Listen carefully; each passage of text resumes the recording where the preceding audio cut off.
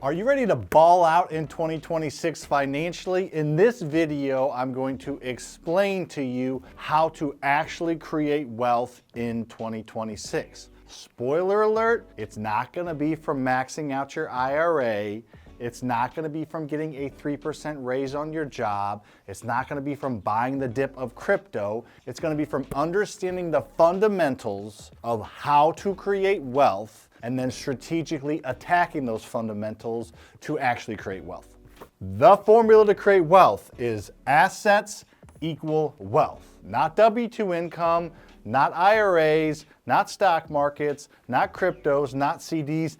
Assets are what creates actual wealth. We're not talking about being comfortable. We're not talking about making enough money that you can pay your bills and put a couple $100 away aside every single month. We're talking about wealth. The only way to do that is to own assets. The two main asset classes are businesses and real estate. On this channel, and what I focus on is real estate, because real estate is much easier to acquire, much easier to manage, much easier to liquidate than businesses. Businesses have a lot that go into them. Real estate's pretty simple, everybody understands it, and real estate is much more abundant than businesses. That's why we focus on real estate here. So knowing this, it's pretty simple. Acquire assets properly, and over time, you will create wealth. Buy the right assets at the right price with the right plan, and wealth will be in your future. And if you want it to happen faster, just buy more assets. It's all about volume, because wealth is created over time and or created through value. Now you're probably telling yourself, I don't have enough money to buy assets, Sam. I'm getting ready to skip this video because I don't have enough money to go buy real estate. Therefore, this video doesn't apply to me. Guess what? There is a way and a methodology that's very, very doable for probably anybody listening to this video that will allow you to borrow money to buy those assets. I call it the ABCs of wealth, where A stands for asset, B stands for borrow, and C stands for cash flow. It's very, very simple. What you do is you borrow money to buy an asset, then you use the cash flow from that asset to pay off who you borrowed the money from. Mark Zuckerberg borrowed money from Peter Thiel and other angel investors to create the asset of Facebook, hire more people, make it more revenue generating, and make it an actual asset. Then he took the cash flow from Facebook ad revenue and paid off who he borrowed the money from. Now Peter Thiel got some ownership, but in general, you get the concept. Elon Musk has more cash than anybody in the history of a long time, and he borrowed money to buy Twitter, which is now X. He made it more efficient, he fired a bunch of people, and is creating more cash flow that he is then using to pay off who he borrowed the money from to buy X. I could go on and on with Jeff Bezos and all these other people that you know that have created massive wealth through businesses, have done it by borrowing money. It's called leverage, and it's the way that the wealthy people create and sustain their wealth, not through savings, not through investing, through leverage of other people's money. So doing it with businesses you get. I just do it with real estate. I borrow money to buy real estate, use cash flow from real estate to pay off where I borrowed the money from. Let me show you another chart that breaks down even more. Here's a chart of how to do it with real estate in a simple method. What you do is you borrow money to buy a distressed real estate asset. Then you borrow money again to fix it up and make it nice. At that point, you get the property rented and you start to collect rent. Then you go to a bank, you get a loan, and you pay off who you borrowed the money from to buy and fix up the house. Now you deal with the bank money, but you take rent and you pay the bank back every single month. This is the BRRRR method, this is the effing method, that's called a lot of different things, but it's basically borrowing money to buy real estate and then getting another loan to pay off who you borrowed the money from, and then use the rent to pay off the long-term loan. The reason you can't go straight to the bank is because banks aren't gonna fund money on distressed properties, and you can't buy non-distressed properties at a discount in today's market and probably ever again. So the point is, it's all about properly leveraging other people's money to buy assets, whether it's a business or real estate. This is how wealth is created, because guess what happens?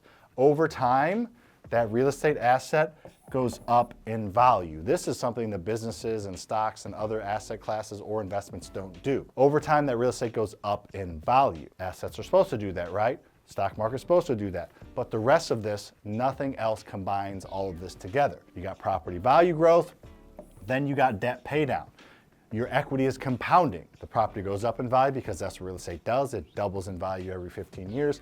At the same time, somebody else is paying down the principal balance of your mortgage, so your equity is growing, compounding at a much faster rate than just increase in value, which is what most assets do. But on top of that, you get active cash flow. You get money in your pocket. Is it going to retire you from one rental? No, but you are making active income, of course, assuming you do everything properly. So you get value growth, you get debt pay down, you get cash flow, and the cherry on top is you're able to save money on taxes, meaning you are able to not pay taxes on this cash flow, so it's tax-free cash flow, and potentially, most likely, not have to pay taxes on a lot of other income. I have 4 very active income real estate investing companies, and I'm able to take the tax benefits from the real estate that I own to wipe out all of the income from all of my companies. If you have a W-2 job, like all of my students do when they join my actual community mentorship, some of them buy enough rentals in their first year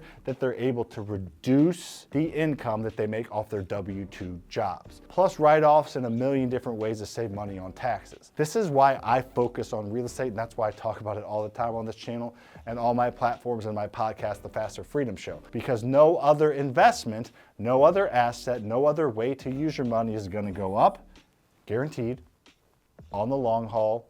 Real estate goes up in value. Somebody else is paying down the balance that adds your equity. You're throwing cash flow on top of it, and then you're throwing tax savings on top of it. And you're using leverage and not using any of your own money to buy. Real estate is the way to create wealth. If you buy enough rentals in 1 year, you can set yourself up forever. Let's say you decide to buy 6 rentals in 2026. I know that's a big ask, but I'm telling you, if over the next 12 months, you buy 6 rental properties and you stop buying real estate, because that was a lot of work. It was hard, it wasn't easy. You spent evenings and weekends working. You worked your butt off and it was really, really hard, but you did it for 1 year. Granted, most of you watching are going to be working for someone else for 40 to 50 years, but 1 year you prioritized yourself and you worked really hard and you bought 6 rental properties. That can be enough in itself to affect your bloodline. Let me show you that. All right, let's say the property that you buy, the rental property, is worth $300,000 market value. Very simple, very average, and you either use my methods or you pay 20% down cash and you have a $240,000 mortgage. So you have 60 grand in equity in 1 rental you bought. I don't think that's too much of a stretch for anyone here, right? And you did it 6 times. So you have $360,000 of equity after 1 year in 6 rental properties. Let's talk about what happens very quickly with all the compounding effects I just showed you. Remember, you stopped buying the real estate? Well, real estate didn't stop working for you because you stopped buying. 15 years later, that property is going to double in value. Real estate doubles in value every 15 years, if not triples. So at a minimum, it'll be worth 600 grand 15 years from now. The mortgages will be paid down, not quite in half, but down to about $150,000 by the tenant. So you will then have $450,000 in equity in each house. Multiply that by 6. 15 years from now, you will have $2.7 million in equity from 6 houses that you worked your butt off to buy this year. I'm not even throwing in cash flow and I'm not even throwing in tax savings. I'm just trying to be simple. But look what happens when you flash forward 15 more years. 30 years from now, that property will double in value again. So each house will be worth $1.2 million. You will owe 0 because your mortgages will have been paid off. So you will have $1.2 million of equity in each house. Times 6 equals $7.2 million.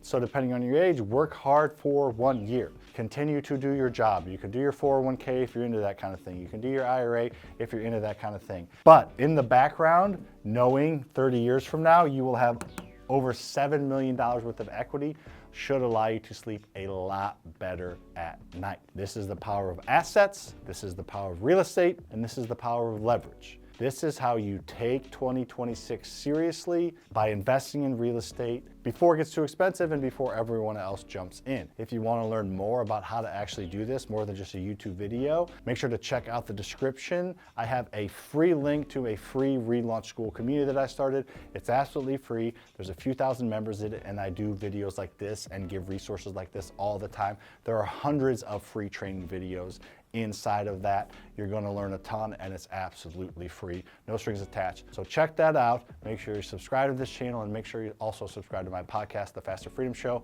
See you on the next one.